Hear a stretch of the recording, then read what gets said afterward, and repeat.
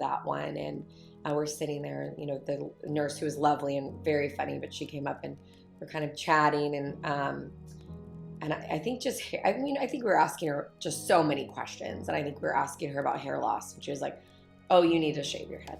And I was like, no, what do you mean? Like, it's going to come out like tonight? And she was like, no, but like you're getting a type of chemo. I mean, just shave your head. Like it's going to come out really fast. And my mom and I are just like crying, I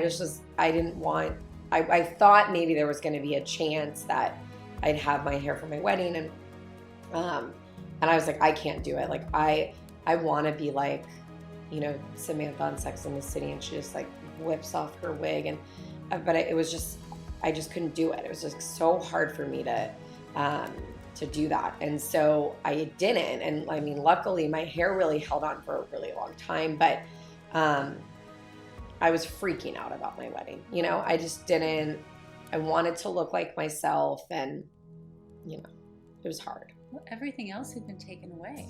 Yes. In so many ways. Yes, exactly. And it's not just about the way that you look. It's just like everyone knew that I had cancer at that time. I'm still processing what's going on. I mean, I'm sort of just an open book anyways, but I didn't want to like not look like myself. I wanted to look like myself. I had really, really long blonde hair at the time. And I still have blonde hair, I guess, but I had really long blonde hair, and I just wanted it to look like that. And so I was so worried about it. And my sister and I, one day, the same sister that we were stuffing the wedding envelopes with, we were just driving, and she's like, let's just go into this wig boutique. And so I'm like, okay, so we do. And we had a terrible experience. I mean, it was just probably a wig boutique. They were just not as sensitive. I think there's some that are just more sensitive to what people are experiencing. And we just left, and I was like, this is terrible, and I'm not going to be able to find one. And, the days are kind of ticking by. And so my friends knew that. And so they all came together, and they were like, okay, what can we do for Chelsea? And they came up with this idea of getting everybody to donate towards kind of my perfect wig. And at the time, and again, this was like almost 11 years ago, but it was like, okay, how are we going to do this? Right? Like, yeah, there was Facebook and stuff, but that wasn't like very big. It was big, but not like it is today. And they're like, oh, my cousin can put up a website, and then people can donate to the website. And that sounds so silly now because it's so easy to do those things now. But at the time, it was just a little bit more complicated, more coding and all the things. So they did that. I mean, they set up this website, and they came to me and they told me about it. And I was obviously like, it was just the nicest, sweetest. They even had Katie, who's one of our founders, who's also blonde. They went to a wig boutique together, and they had her try on ones, and they learned all about it. Okay, this is good for blonde hair. This is what a synthetic wig is versus a real wig. I mean, they were just doing a lot of the legwork for me, so I didn't have to do it. And when we all were coming together and just like realizing not only just the financial burden, but where the good wig boutiques are and what does it mean, and should you get real hair or synthetic hair, it was a lot of emotional thoughts and time, just kind of everything. It was overwhelming. And luckily I had the village that did that for me. And we kind of paused, and we were all, 20-something year olds and starting our careers, but wanting to give back to the community. And we said, instead of just helping me, and I had some resources, and my mom that was able to support me in my wig too.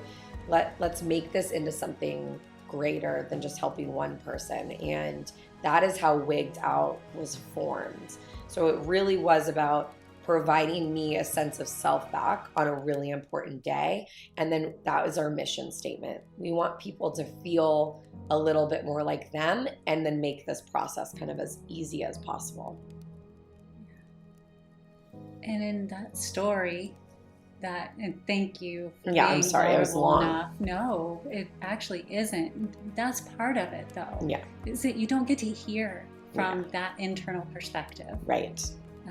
As someone who's survived cancer, I didn't lose my hair. I didn't have to go through any of the things that you went through. Yeah.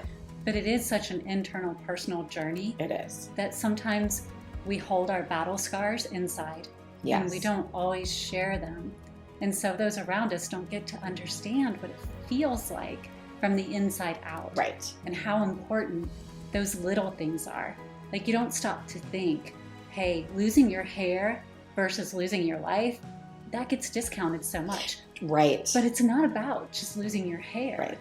And so you being able to share that story so people can feel, like, this is part of a personal mental journey of healing. Yeah, and exactly. If you can share more about that to help all those like me who maybe couldn't express that mental side of it. Yeah. Like, you're so busy attempting to survive. Right. Like, there's just this physical part of survival that goes along. But then there's the mental, there's the emotional. There's so many components that go along with the journey of just having cancer and healing. Right. Yeah. But it's not always easy to communicate all of those different levels, especially if you don't have a village around you. Right, right, exactly. So when you're talking about the difference this wig made for you on a special day like your wedding day, let alone every day after, when you just have to integrate into building a career, building a life, like all of it. Can you share a little bit about the empowering feeling that comes from that, or the disempowering feeling as your looks change? Right, exactly. Navigating the journey. Yeah, and I think there's a piece of it that sometimes you want to just go out to the grocery store and not have anybody know what you're going through, because like I said, I truly am an open book, and I do, it helped me to talk through a lot of it. But there were some days I was like, I'm just so tired. I don't want to say to somebody I have cancer and then give you the look, like, I'm so sorry. Right. Like, it's just sometimes you just don't have the energy for that. And so there is a component of wanting to blend in sometimes too, of like when you have lost your hair, or, I had a port in, you could cover it with a t-shirt, but it sticks out. A port sticks out, and you're not going to, or wear off the shoulder. I mean, you can see that, and so there's that vulnerability piece. But the piece I think that I struggled with the most was my confidence. I felt like my confidence was just stripped away from me. Like, that's what cancer took from me, because as the treatment progressed, I started to look less and less like myself. I started to feel less and less like myself. Not just because of the chemo weeks. I would always say I have a good week and a bad week. So one week would be bad after chemo, and I'd be in bed for the most part and all the things. And then the next week I'd feel pretty normal and be able to go to work and those things.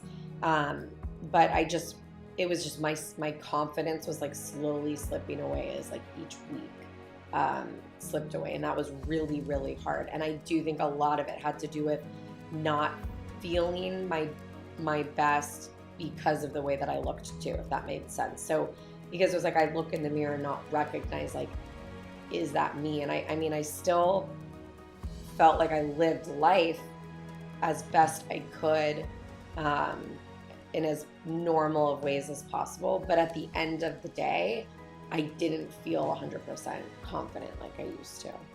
And that was so hard, and very hard for everyone else around me to understand. I'm a very outgoing social person, and I think that when they would see me really struggling with some of those things, it was very hard for everybody. If that makes sense.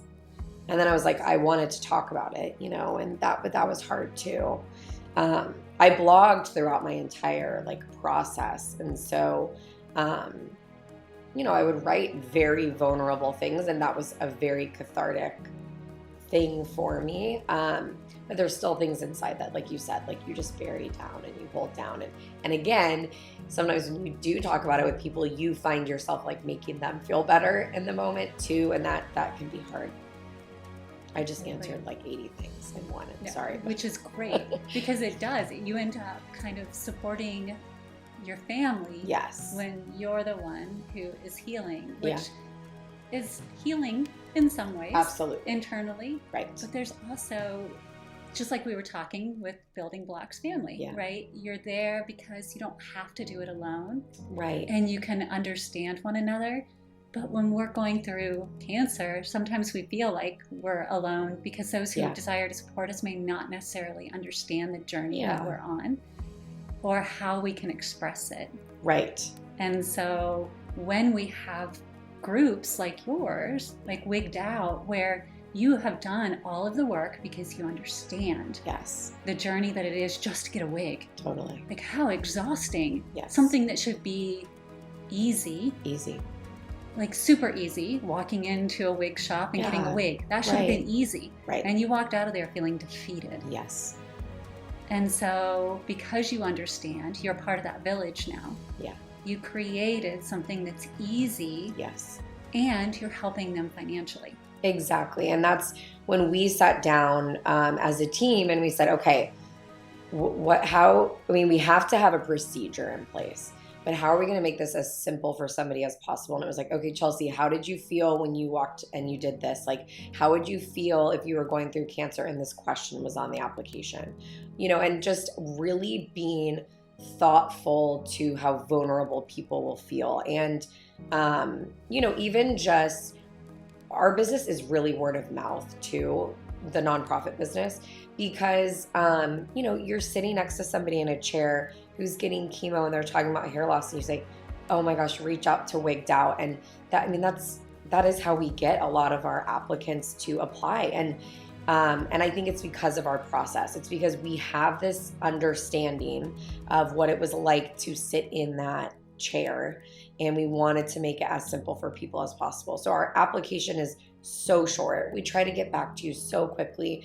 And yeah, that's from the procedural perspective, that's nice for us too, but that's not why we do it. We do it because the last thing you need is extra stress about getting a wig, when a lot of your stress is, how am I going to pay for my medical bills? Because that system in itself is not an easy one to navigate. No. So no, it's not. When you take